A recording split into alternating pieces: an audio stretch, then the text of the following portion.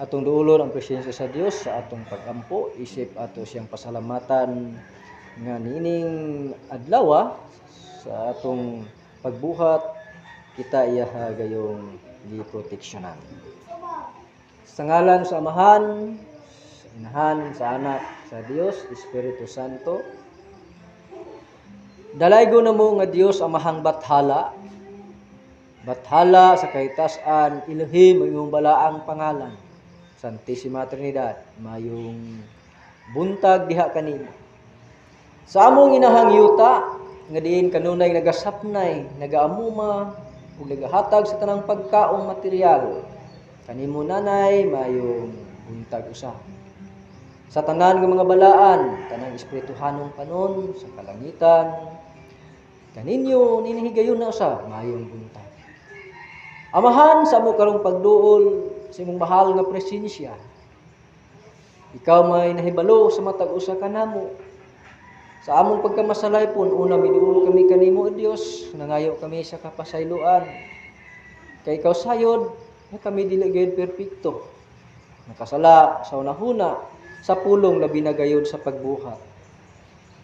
Busa among lauman ining higayon na Amahan. Takos kami miatubang karon sa imong presensya. Ug imo kaming pasayloon aron Amahan unsay among pangayoon kini imo igahatag sa matag usa kanamo. Sa among pagbuhat karon inihigtak naa sa among pagsimba, O Dios, ipadala kanamo ang espiritong magbalantay, espiritu sa kaalam, espiritu nga magaproteksyon sa matag usa kanamo, espiritong magapanalangin ug espiritong magahatag sa kalinaw nga diin Amahan ining taknaa mo'y magahatag kanamo ug hinsakto sa angayan namong pagabuhaton labi ang espiritu sa kaalam. Ako nagampo kanimo duyog sa akong mga kaigsunan karon ining bandila, ining remnant family of God. Pipila lamang kami ni sulod balay lang puanan apan kami masaligon o Dios sa among mga kaigsunan nga wala na mo ikauban nga tuwa karon sa tagsa nila kapuloy-anan.